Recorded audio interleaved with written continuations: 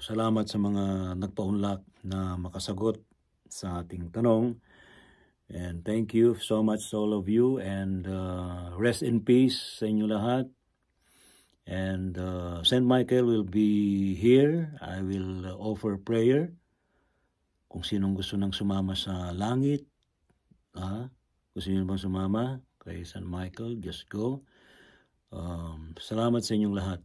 So ito po, ito yung Spirit Talker na mobile app, how to communicate with, they use this to communicate with the spirits. Alright? Ating mga kamisteryo, salamat sa inyong pagtutok. More vlogs ang ating gagawin using some gadget. Tingnan nyo, may sumagot ng satanas. Ayan, hindi tayo matatakot dyan. Alright? See you guys.